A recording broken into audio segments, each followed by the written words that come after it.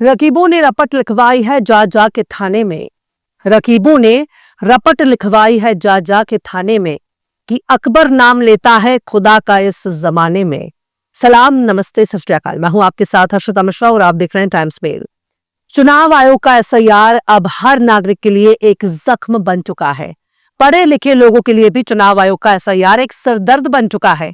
ना भरे तो मुसीबत, अगर फॉर्म भर देते हैं तब भी मुसीबत पीछा छोड़ने का नाम नहीं ले रही। उत्तर प्रदेश के रामपुर जिले में एसआईआर के नाम पर सारी हदें पार कर दी गई हैं। 80 साल के एक बुजुर्ग खातून के खिलाफ एफआईआर दर्ज की गई है और सिर्फ 80 साल के बुजुर्ग के खिलाफ मुकदमा दर्ज नहीं किया गया, बल्कि दुबई और कुवैत में रह रहे उनके बेटों के खिलाफ भी केस दर्ज किया गया है। नूरजहां के 2 बेटे हैं जो विदेश में रहते हैं। एक का नाम आमिर है और दूसरे का नाम दानिश। दोनों ही दुबई और कुवैत में रहते हैं। अब डीएम साहब का कहना है कि नूरजहां ने विदेश में रह रहे अपने बेटों का फॉर्म भरने में कई फैक्ट्स को छुपाया है और बेटों के बारे में गलत जानकारी भर दी है। इतना ही नहीं, ये भी इल्जाम है कि उन्होंने फर्जी दस्तखत भी कर दिए हैं। लेकिन ये भी सवाल है कि विदेश में रहने का क्या मतलब है? क्या आमिर और दानिश ने भारत की नागरिकता छोड़ दी है? चुनाव आयोग के नियम बिल्कुल साफ हैं। अगर आमिर और दानिश देश से बाहर विदेश में हैं तो नियम के मुताबिक उनके परिवार वाले उनका फॉर्म भर सकते हैं। दानिश और आमिर की मां ने एसआईआर का फॉर्म भर दिया।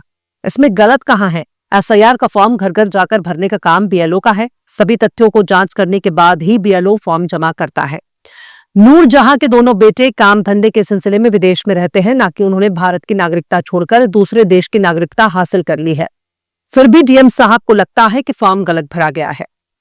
छुपाया गया तो उन्हें खुलकर बताना चाहिए कि क्या तथ्य छुपाया गया। मीडिया रिपोर्ट्स में कहा जा रहा है कि फर्जी सिग्नेचर कर दिए गए, पर फर्जी सिग्नेचर करने की जरूरत क्या है जब एसआईआर के फॉर्म में ही चुनाव आयोग ने नियम बना रखा है कि परिवार का कोई भी सदस्य बाकी सदस्यों के फॉर्म को भर सकता है, तो नूरजहां ने भर दिया। यहाँ पे भी गौर करने वाली बात है कि राज्यसभा सांसद संजय सिंह ने रामपुर में नूरजहां से मुलाकात की है।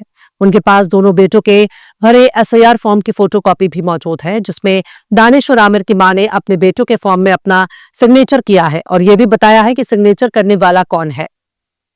सिग्नेचर करने वाले उसकी मां है और उसकी मां ने अपना सिग्नेचर किया है।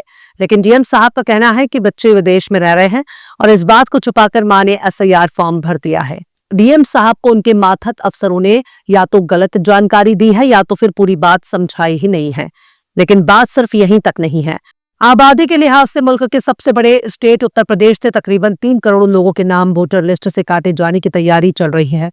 ये 3 करोड़ लोग कौन है, कहाँ रहते हैं, इनका नाम और एड्रेस क्या है, इनकी मातृभाषा क्या है, बोलचाल का लहजा क्या है, ये उर्दू बोलते हैं या अंग्रेजी, हिंदी बोलते हैं या भोजपुरी, अवधी बोलते हैं या बुंदेली, इस बारे में कुछ भी मालूम नहीं है। पर इतना बता दिया गया है कि 3 करोड़ वोटर्स के नाम वोटर लिस्ट से काटे जाएंगे। अमर उजाला ने बताया है कि यूपी की वोटर लिस्ट से तकरीबन 3 करोड़ वोटरों के नाम कट सकते हैं। अलग अलग जिलों से वोटर के ट्रांसफर एड्रेस पर मौजूद ना रहना, पहले से कहीं और जगह पर वोटर लिस्ट में नाम दर्ज होना उनके नाम काटने की वजह है और इस दुनिया से रुखसत हो चुके लोगों के नाम काटे जाएंगे। ये तादाद तकरीबन 20% से ज्यादा बताई जा रही है। अमर उजाला ने अपने सूत्रों के हवाले से बताया है कि लखनऊ और गाजियाबाद में यह आंकड़ा 25 से 30% तक हो सकता है। पर यहां सबसे बड़ा सवाल यह है कि बिहार में जो एसआईआर किया गया, इसमें 65 लाख से ज्यादा वोटर्स के नाम लिस्ट से काट दिए गए। जिन लोगों के नाम काटे गए उनमें एक बड़ी तादाद ऐसी है जिसने फिर से नाम जोड़े जाने के लिए आवेदन किया। गौर करने वाली बात यह है कि इलेक्शन कमीशन ने जिन लोगों को मरा हुआ करार देकर उनके नाम वोटर लिस्ट से काट दिए वो जिंदा भी थे और उन्होंने सुप्रीम कोर्ट में पहुंचकर अपनी हाजिरी भी दर्ज कराई। तो इलेक्शन कमीशन आखिर कौन सा भांग खाकर एसआईआर कर रहा है? वहीं अगर एसआईआर की बात करें तो एसआईआर का हाल बेहाल है। बीएलओ को इस बारे में ट्रेनिंग नहीं दी गई।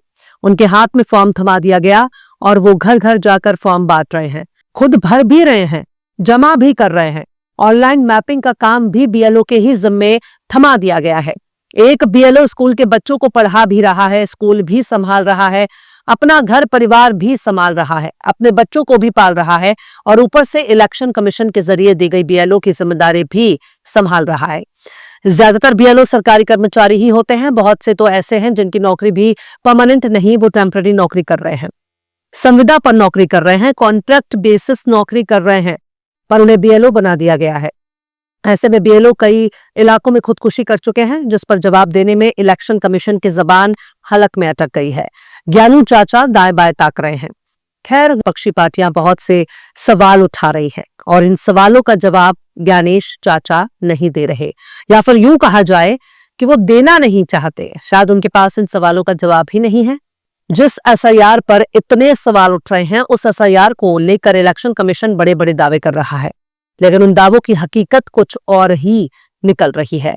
एक ही वोटर कई जगह वोट दे रहा है, बिहार में जाकर भी वो वोट कर रहा है। तो इलेक्शन कमीशन जिन डुप्लीकेट वोटर्स को काटने का दावा करता है, वो दावे बिहार इलेक्शन में जमीन पर क्यों नहीं नजर आए? इसका जवाब भी इलेक्शन कमीशन को देना चाहिए, जो नहीं देना चाहता। शायद इलेक्शन कमीशन या ज्ञानू चाचा की कोई ऐसी मजबूरी है जिसकी वजह से वो जवाब देने में आनाकानी कर रहे हैं, या जो जवाब दे रहे हैं वो भी तसल्ली बख्श नहीं है। वहीं एक बहुत बड़ी तादाद ऐसी है जिनके नाम 2003 की वोटर लिस्ट में है, 2019 और 22 की लिस्ट में भी हैं, लेकिन 25 की लिस्ट में नहीं है, और ना उनको एसआईआर फॉर्म मिला है, ना उनको दिया गया। तो ऐसे में सवाल यह है कि जिनका नाम पिछली वोटर लिस्ट में है और इस बार की वोटर लिस्ट से काट दिया गया है, उनके नाम काटने के लिए आखिर कौन से एसआईआर का फॉर्म भरा गया था?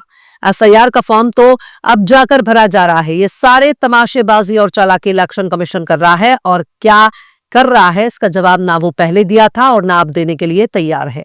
हालांकि जिन लोगों के नाम वोटर लिस्ट से काट दिए गए हैं या जिन्होंने फॉर्म नहीं भरा, वो अपना नाम 2025 की वोटर लिस्ट में शामिल करने के लिए फॉर्म 6 भर सकते हैं, और इसी फॉर्म को भरते वक्त ही एसआईआर की प्रक्रिया भी पूरी कर ली जाएगी। कोशिश ये करें कि ऑनलाइन फॉर्म भरें, क्योंकि ऑनलाइन फॉर्म भरने में तस्वीर भी ठीक ठाक रहेगी, आपके नाम की स्पेलिंग भी बहुत बेहतर रहेगी, कोई गड़बड़ी भी नहीं होगी।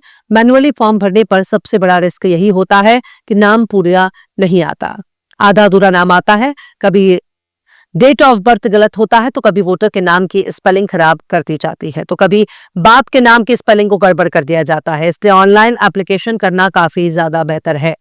बहरहाल, चलते चलते आखिर में बशीर बद्र ने भी क्या खूब फरमाया है, मैं बोलता हूं तो इल्जाम है बगावत का, मैं बोलता हूं तो इल्जाम है बगावत का, मैं चुप रहूं तो बड़ी बेबसी सी होती है। फिलहाल इस खबर में बस इतना ही। इस पूरी खबर को शम्स तबरेज ने लिखा है, जिन्हें आप ट्विटर पर भी फॉलो कर सकते हैं। ट्विटर हैंडल है @शम्स तबरेज काजी। वीडियो आपको कैसा लगा कमेंट बॉक्स में जरूर बताइए।